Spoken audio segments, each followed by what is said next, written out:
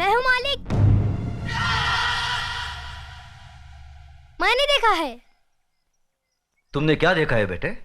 मैंने देखा कि ये इस दीदी को जबरदस्ती अपने कंधे पे उठाकर पंपशीट में ले गया और दरवाजा बंद कर दिया। ये बचाओ बचाओ चिल्ला रही थी मगर वहाँ कोई नहीं था। थोड़ी देर बाद जब ये बाहर आई तो इसके कपड़े फटे हुए थे और ये रो रो के कह रही थी कि मेरा सब कुछ लूट गया, मैं बर्बाद हो गई।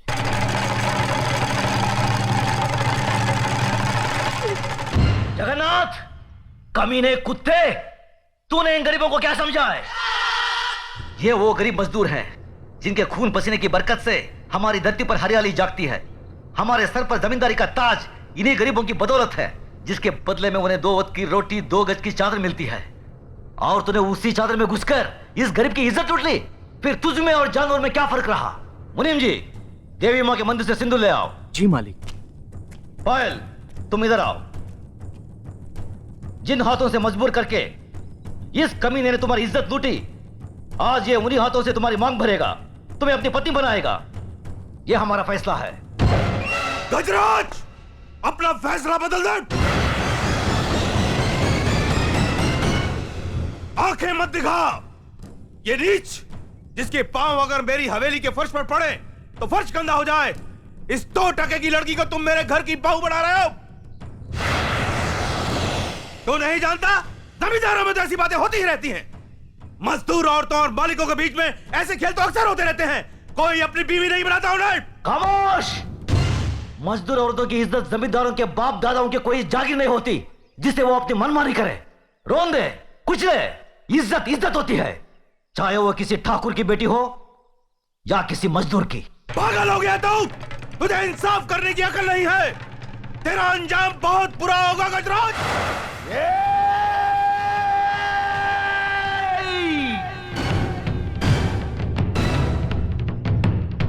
इसके आगे एक लफ्ज भी बोला तो जुबान खींच लूंगा। तेरी औकात मेरे सामने खड़े होने की भी नहीं है और तू मुझे ललकारता है। गजराज ठाकुर ने कभी किसी अंजाम की परवाह नहीं की। अगर परवाह की है तो सिर्फ अपनी आन, इंसाफ, अखलाक और ईमान की।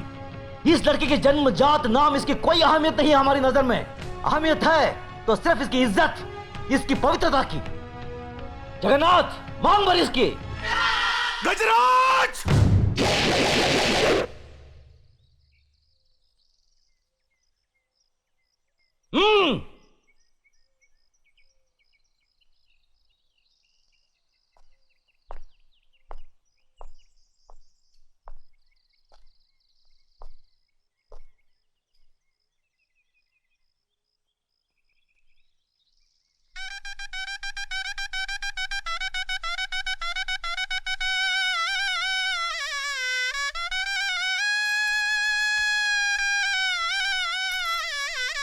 सदा सुखी रहो बेटी। जगन्नाथ, अगर तुमने इसे कोई तकलीफ दी तो हमसे बुरा कोई नहीं होगा।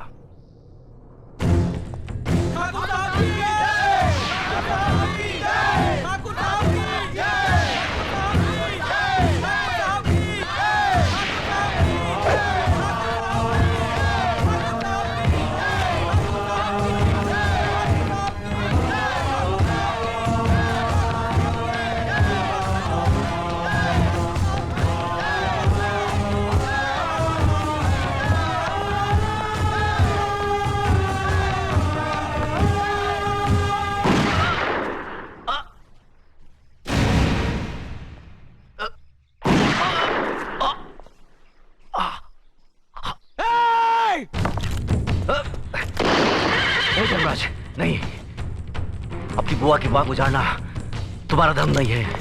बाबूजी, बाबूजी! भैया! मेरे भाई को मार डाला। मेरे देवता समान भाई को मार डाला। ये क्या किया तुमने? ये कैसा अनर्थ किया?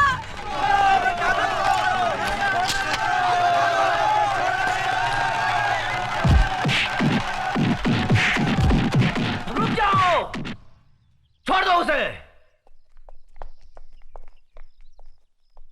जो अपराध उसने किया है उसकी सजा उसे जरूर मिलेगी। आज से 18 साल के लिए हम रणजीत सिंह ठाकुर को समाज और बिरादरी से बाहर करते हैं। आज के बाद अगर कोई भी इसके परिवार के साथ किसी भी तरीके का संबंध रखेगा तो उसको भी यही सजा मिलेगी। यह गजराज ठाकुर का फैसला है। भैया, बाबूजी, भैया, बाबूजी, बाबूजी, बाबूजी। धर्मराज, न्याय करने वालों के लिए रिश्ते और जज्बात कोई मायने नहीं रखते। बेटे, जान चली जाए पर आन ना जाने पाए। जान देकर जो आन की रक्षा करता है वही न्यायाधीश इंसाफ के आकाश की बुलंदी को छूता है।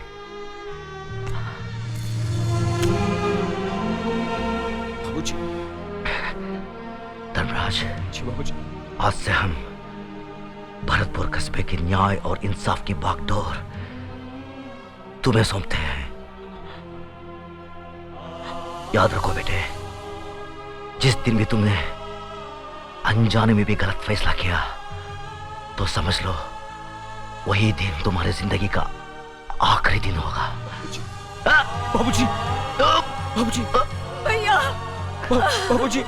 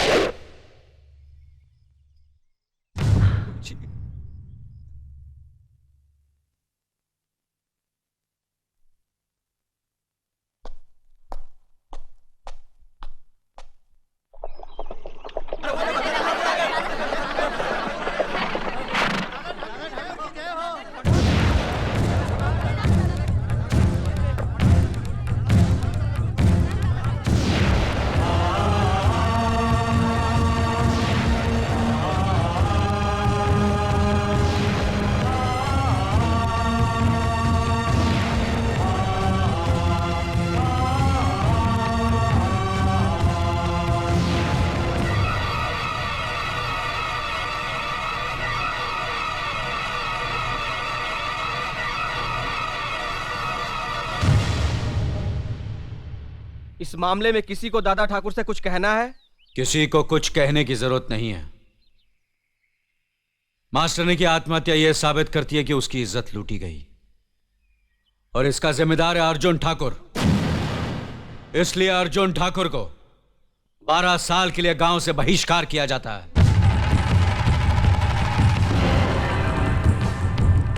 आज से कोई इससे बात नहीं करेगा, कोई इसकी मदद करेगा नहीं, और जो भी इस हुक्म को तोड़ेगा उसे और उसके परिवार वालों को यही सजा भुगतनी पड़ेगी। मासूम मास्टरनी शिल्पा ही अपनी विधवा मां का सहारा थी, इसलिए अर्जुन ठाकुर की जायदाद का आधा हिस्सा उसकी मां को दिया जाएगा। यह हमारा फैसला है।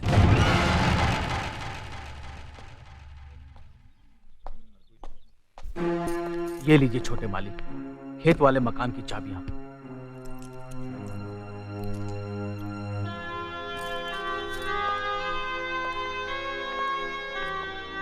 हम जा रहे हैं बड़े भैया।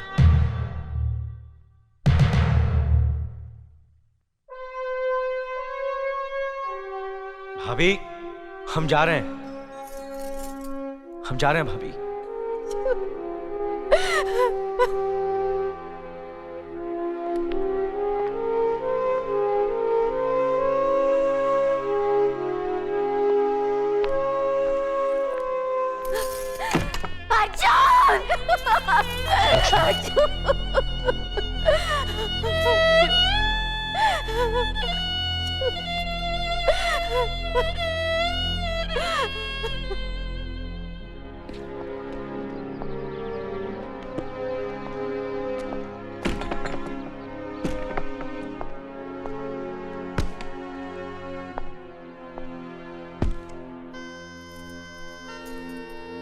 ऐसा क्यों किया आपने?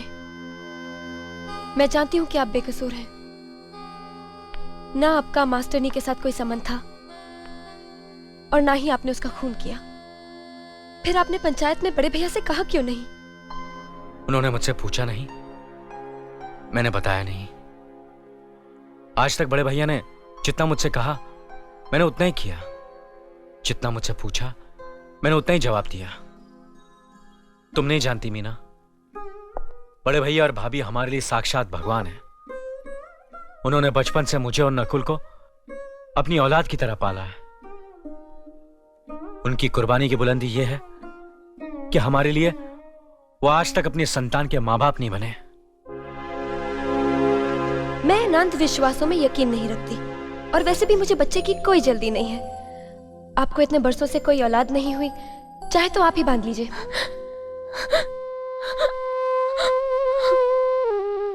क्या हुआ? तुम रो क्यों रही हो? अपनी बदकिस्मती पर रो रही हूँ। अपनी नादानी में मैंने बड़े भैया और दीदी का बार बार अपमान किया है, उनका दिल दुखाया है। ओम कर्पूर गौरम करुणावतारम संसार सारम भुजगेन्द्रहारम सदा वसंतं हृदयं रविंदे भवं भवामी सहितम। भगवान से प्रार्थना कर बेटा कि वो तुझे सही रास्ता दिखाए और सुखी रखे। मैं सुख मांगने नहीं आया हूं माई। मैं 18 साल के बाद भगवान से वो शक्ति मांगने आया हूं जिससे मैं दादा ठाकुर और उसके खानदान का सर्वनाश कर सकूं। ऐसा मत बोल बेटा, किसी का बुरा चाहने वाले का भगवान कभी नहीं सुनते। लेकिन मेरी सुन रहा है माई, क्योंकि 18 साल के बाद जिस दिन मैं बिरादरी के अंदर आया, उसी दिन दादा ठाकुर ने अपने भाई को बिरादरी से बाहर निकाल दिया। पहले कदम पर ही शुरुआत बहुत अच्छी हुई, अब देखना दादा ठाकुर का अंत कितना बुरा होगा। हे भगवान, क्या ये कभी नहीं सुधरेगा? दिखने में सुंदर चाहिए।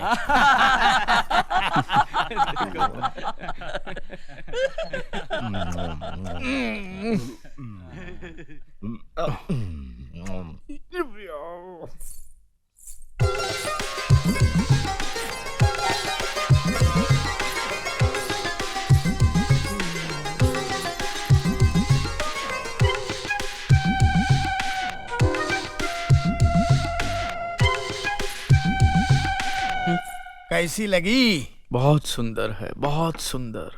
तो बात आगे बढ़ाऊं? फटाफट फटाफट। आज तो दिल कह रहा है कि तुझे पिताजी कह के बुलाओ। मैं आज के बाद तुझे कभी बाप के दिन। अरे जरा कन्या की माता को बुलाओ, लगे हाथों लेने देने की बात भी हो जाए। हाँ हाँ जरूर। बेटी चांदनी,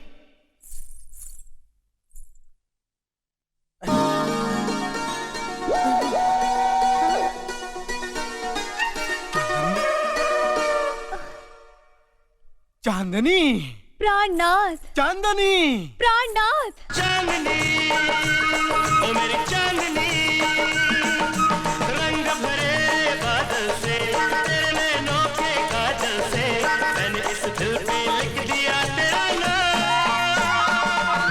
चांदनी, ओ मेरी चांदनी। चांदनी, क्या हुआ? बड़े कठोर हो। हाँ? 3 महीने की बच्ची मेरी गोद में छोड़कर चले गए, और आज अचानक 18 साल के बाद 48 साल की उम्र में मिले हो। अरे जब निभा नहीं सकते थे तो मुझसे दिल क्यों लगाया था? मुझे कुंवारी बात क्यों बनाया था? माँ, मुझे माफ कर दे चांदनी, मैं मजबूर था।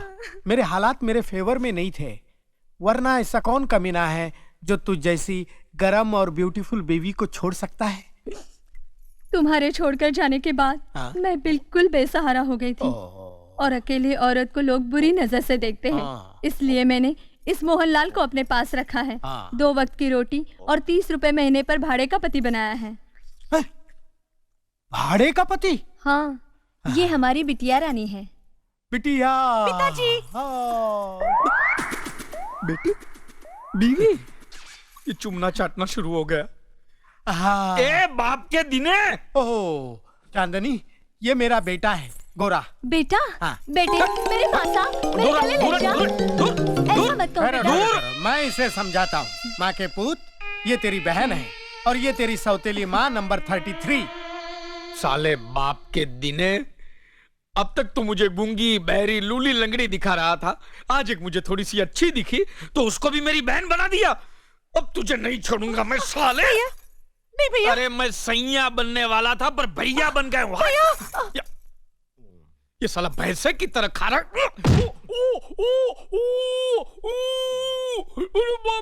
अरे गोरे, प्राणनाथ रुकिए, कहाँ चले? जाने दो चांदनी, तेरी जवानी तो अब ढल चुकी है, तेरे लिए किराए का पति ठीक है। नहीं, लेकिन मैं वादा करता हूँ कि अगले जन्म में स्वीट 16 की उम्र में फिर मिलेंगे, फ्रेश होकर मिलेंगे। नहीं।